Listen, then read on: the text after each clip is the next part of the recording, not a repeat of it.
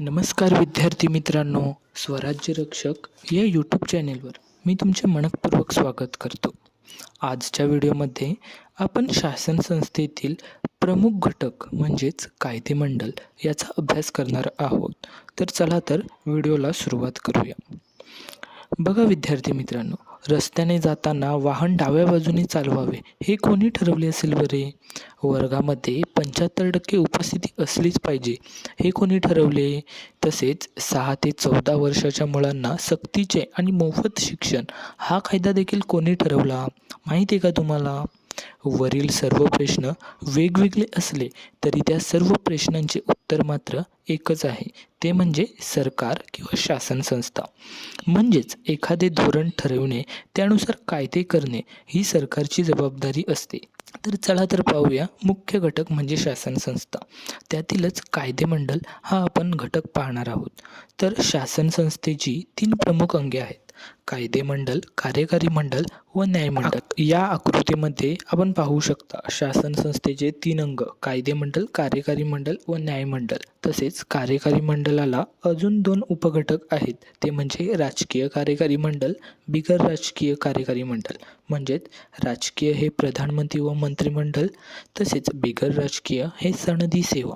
हे आपण पुढच्या व्हिडिओमध्ये सविस्तरपणे त्यांचा तपशील आढावा घेणारच आहोत. मात्र या व्हिडिओमध्ये आपण कायदेमंडळ पाहणार आहोत. भारताने संघराज्य शासन पद्धतीचा स्वीकार केला हे तर तुम्हाला माहीतच आहे. संघराज्याचे 2 पातळ्यांवर सरकार असते, एक केंद्र पातळीवरील सरकार व दुसरे राज्य पातळीवरील सरकार. आपण कोणत्या पद्धतीचं संघराज्य स्वीकारले हे तर तुम्हाला माहीतच असेल, ते म्हणजे केंद्रोत्सारी, केंद्राकडून आकृष्ट होणे, ह्या पद्धतीचं आपण संघराज्य स्वीकारलं आहे. केंद्रामध्ये ज्याप्रमाणे कायदेमंडळ, कार्यकारी मंडळ असते, तसेच घटक राज्यात देखील कायदेमंडळ व कार्यकारी मंडळ असते. आपण या व्हिडिओमध्ये केंद्रीय कायदेमंडळ व नंतर घटक राज्यांचे कायदेमंडळ यांचा अभ्यास करणार आहोत. बघा विद्यार्थी मित्रांनो, या मुलीला एक प्रश्न पडलाय, तो म्हणजे संसदेने केलेला कायदा घटक राज्याच्या कायद्यापेक्षा वेगळा असला तर? बघा, विचार करण्यासारखे प्रश्न आहे. असे प्रश्न मी तुम्हाला मुद्दाम म्हणून देत आहे. या प्रश्नांची उत्तरे तुम्ही स्वतःहून शोधण्याचा प्रयत्न करा. नक्कीच तुमच्या बुद्धीला चालना मिळेल. असे प्रश्न जर तुम्हाला पडत असेल तर नक्कीच तुमचा अभ्यास हा योग्य दिशेने चाललेला आहे असं मी गृहीत धरतो. नक्कीच तुम्ही या प्रश्नाचे उत्तर शोधण्याचा प्रयत्न कराल अशी मी आशा बाळगतो. भारतीय संसदेचा हा फोटो आहे, नक्कीच तुम्हाला माहीतच असेल. भारताच्या केंद्रीय कायदेमंडळाला संसद किंवा पार्लमेंट असे म्हणतात. राष्ट्रपती, लोकसभा व राज्यसभा यांची मिळून संसद बनते. बघा, इथे अजून एका विद्यार्थ्याला प्रश्न पडलाय, पण आपण टीव्हीवर संसदेचे कामकाज पाहतो तेव्हा तर संसदेत राष्ट्रपती दिसत नाहीत, असे कसे? बघा, हा प्रश्न देखील खूप महत्त्वाचा वाटतो. या प्रश्नाचं देखील उत्तर तुम्ही शोधण्याचा प्रयत्न करा, तेव्हाच तुमच्या बुद्धीला चालना मिळेल व तुमचा अभ्यास योग्य दिशेने होईल. मी या प्रश्नांची उत्तरे देऊ शकतो, मात्र तुम्ही या प्रश्नांची स्वतःहून उत्तरे शोधण्याचा प्रयत्न केला तर नक्कीच तुमच्या अभ्यासात अजून भर पडेल. त्यानंतर भारताची संसद द्विसभागृही आहे. त्यापैकी राज्यसभा हे वरिष्ठ सभागृह तर लोकसभा हे कनिष्ठ सभागृह आहे. भारताचे राष्ट्रपती हे कोणत्याही सभागृहाचे सभासद नसले तरी ते कायदेमंडळाचे घटक असतात. त्यामुळे मंजूर झालेले विधेयक राष्ट्रपतींच्या सहीशिवाय कायद्यात रूपांतरित होऊच शकत नाही. बघा, खाली संसदेचं आकृती दिलेली आहे. संसदेचे उपघटक हे लोकसभा व राज्यसभा तसेच राष्ट्रपती हे 3 घटक आहेत. लोकसभा हे लोकांचे प्रतिनिधित्व करणारे सभागृह म्हणजेच कनिष्ठ सभागृह व राज्यसभा हे घटक राज्याचे प्रतिनिधित्व करणारे सभागृह म्हणजेच वरिष्ठ सभागृह. लोकसभेत 552 जागा आहेत तर राज्यसभामध्ये 250. लोकसभा हे जनतेचे प्रतिनिधित्व करणारे सभागृह आहे. एवढ्यातच मी तुम्हाला सांगितलं. कायदेमंडळाचे कनिष्ठ सभागृह आहे. संपूर्ण देशामध्ये लोकसंख्येच्या आधारावर निरनिराळे मतदान संघ बनवले जातात व प्रत्येक मतदारसंघातून एक प्रतिनिधी निवडला जातो. सदस्य संख्या याच्यामध्ये कमाल सदस्य संख्या 552, घटक राज्यांचे प्रतिनिधी 530, केंद्रशासित प्रदेशांचे प्रतिनिधी 20, अँग्लो इंडियन समाजाचे प्रतिनिधी 2. बघा, हे लक्षात ठेवण्यासारखं आहे. सदस्य संख्या किती आहे घटक राज्यामध्ये किंवा केंद्रशासित प्रदेशामध्ये व तसेच ॲग्लो इंडियन समाजाचे प्रतिनिधित्व करणारे. बघा, इथे अजून एका मुलाला एक प्रश्न पडलाय, हे ॲग्लो इंडियन समाजाचे लोक म्हणजे कोण आणि त्यांना वेगळे प्रतिनिधित्व का द्यायचे? बघा, हा तर खूपच चांगला प्रश्न आहे. याचे उत्तर नक्कीच तुम्ही शोधण्याचा प्रयत्न कराल अशी मी आशा बाळगतो.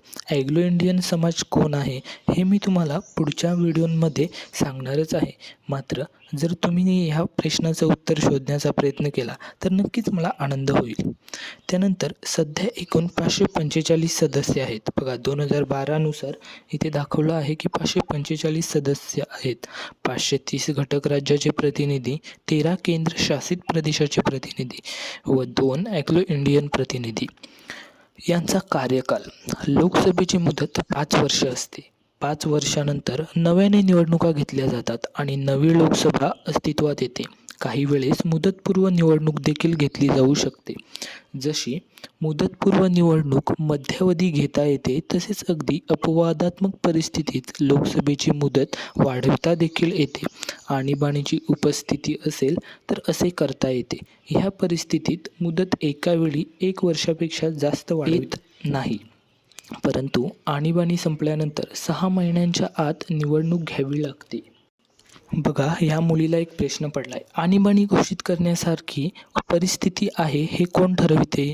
तर हा प्रश्न तर खूपच सोपा आहे. याचे उत्तर बहुतेक मुलांना येतच असेल. तर नक्कीच तुम्ही ज्यांना येत नाही त्यांनी शोधण्याचा प्रयत्न करा. पात्रता, लोकसभेच्या उमेदवारीसाठी व्यक्तीला खालील अटी पूर्ण कराव्या लागतात. पहिली म्हणजे लोकसभेचा सभासद भारतीय नागरिक असावा. त्याचे वय वर्ष 25 पूर्ण असावीत. संसदेच्या कायद्याने निश्चित केलेल्या अटींची पूर्तता त्याने केलेली असावी. तसेच अपात्रतेच्या अटी खालीलप्रमाणे आहेत. संसदेने कायदा करून व्यक्तीच्या निवडणूक लढविण्यासाठीच्या अपात्रतेच्या अटी निश्चित केलेल्या आहेत. पहिली म्हणजे निवडणूक लढविणारी व्यक्ती केंद्र सरकारमध्ये किंवा राज्य सरकारमध्ये नोकरी करणारी असेल तर. बघा, म्हणजे जर तुम्हाला हे पद पाहिजे असेल तर तुम्ही गव्हर्मेंट जॉबला नसले तरच तुम्हाला निवडणूक लढवता येईल. तसेच दुसरं म्हणजे ती व्यक्ती मनोविकल आहे असे न्यायालयाने घोषित केले असेल तर. ती व्यक्ती जर नादात दिवाळखोर घोषित केली असेल तर. ती व्यक्ती जर भारतीय नागरिक नसेल किंवा तिने स्वेच्छेने परदेशाचे नागरिकत्व स्वीकारले असेल तर. 5वं म्हणजे संसदेने कायदे करून अपात्र ठरवलेले असेल तर. बघा, ही 5 अपात्रतेच्या अटी आहेत. निवडणूक पद्धत, लोकसभेची निवडणूक ही प्रत्यक्ष व प्रौढ मतदान पद्धतीने होत असते. प्रत्यक्ष मतदान पद्धती म्हणजे अशी पद्धती जेथे जनता प्रत्यक्ष स्वतः उमेदवाराला मतदान करीत असते. हा बघा, या पाय चार्टद्वारे हे दर्शवलेले आहे. सर्वात खाली जनता, त्यांचे मतदान व लोकसभा सदस्य, याप्रमाणे निवडणुका होत असतात. तर आजच्या व्हिडिओमध्ये आपण कायदेमंडळाचा सविस्तर आढावा घेतला आहे. नक्कीच तुम्हाला ही व्हिडिओ आवडली असेल अशी मी आशा बाळगतो. अशाच नवनवीन व्हिडिओ पाहण्यासाठी नक्कीच तुम्ही माझ्या चॅनलला सबस्क्राईब करून अशी आशा बाळगतो. तर इथे थांबतो. धन्यवाद.